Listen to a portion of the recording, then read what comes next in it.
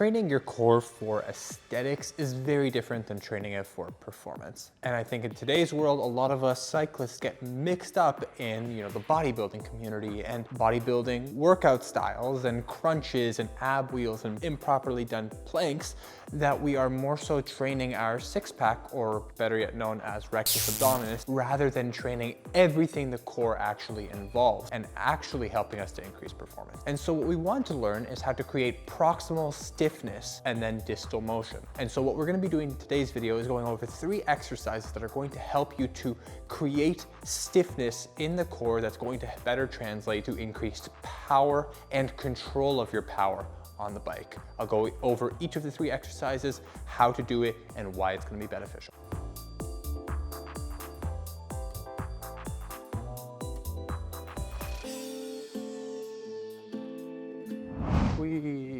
So exercise number 1 is going to be the shielded breath. If you've ever heard of a shielded breath, the idea of it is to help us learn how to brace the core. I want you to understand this analogy before we start. Imagine you have a can of Coke, which I really wish I had right now, but I just don't. But imagine you had a can of Coke. One of them is 2 cans of Coke actually. One of them is empty, you drank it, it's open, empty, nothing inside, and one of them is full and unopened. If you were to step on the empty one, can would squish. If you were to step on the full one, you would probably be able to support your weight. And so that's the idea of bracing. When we're able to create that intra-abdominal pressure straight through the core and that proximal stiffness, we're actually able to perform a lot of the exercises that we need to without putting stress on other parts of the body like the spine. So to do the shielded breath, what we're going to do is wrap our arms right around the rib cage here. So you should be feeling the rib cage in your hands, thumb coming in the back.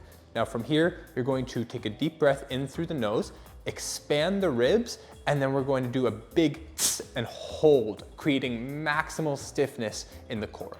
So taking a deep breath in,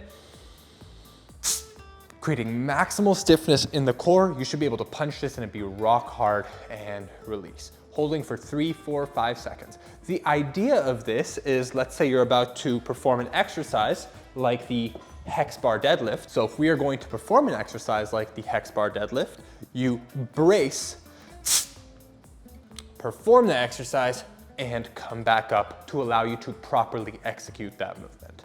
That is the shielded breath. And that's why it's important, because very soon that's going to translate to on the bike when you have to do a huge explosion of power and you want to be able to maintain stiffness in the core. And that takes us into our second exercise. The second exercise we're going to be doing is called a max effort plank. Now, the idea with the max effort plank is to create the maximal amount of stiffness that we can throughout not just the core, but the whole body, the quads, the glutes, the hamstrings, the shoulders, the lats. Everything is going to be involved to create that maximum effort plank. So that when you are doing something like a sprint or descending down a really steep climb, then you actually are able to create stiffness and not have, first of all, power being wasted, and second of all, if you're going down a steep climb, you want to be able to control your bike. Creating stiffness in the core is going to help you to do that. So for the max effort plank, we're going to come onto our elbows here. You're going to touch the floor, you're coming down, hips are coming off the floor. Now from here, you are going to squeeze the glutes, squeeze the quads, engage the hamstrings, push the floor away, engage the lats, and breathe, holding with maximum effort for as long as you can for just about 3, 5, 8 seconds, whatever you can do. Take a few seconds between and then do it again. So the last exercise we are going to do is called a front plank with reach. Now the idea of this exercise is to help us resist rotation at the hips. When we're pedaling, a lot of power can be lost, especially when we come into fatigue with the rotation at the hips. So you're actually pedaling and moving in through the torso because you're unable to maintain stiffness. So what we want to do is anti-rotational. To do this, we're coming into a high plank, resting your arms shoulder width apart, bringing your legs out. You're gonna squeeze the glutes. Now from here, actually I'd like to bring my hands a little bit closer. Push the floor away. Squeeze the glutes, engage the quads, just like we did with the max plank.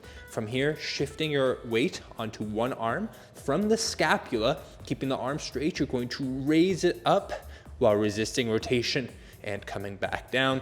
doing on the other side. So what happens with a lot of athletes is they shift the weight to one side and move. This takes all of the stress off the core and puts it kind of in the legs to, shift. It makes the exercise way too easy.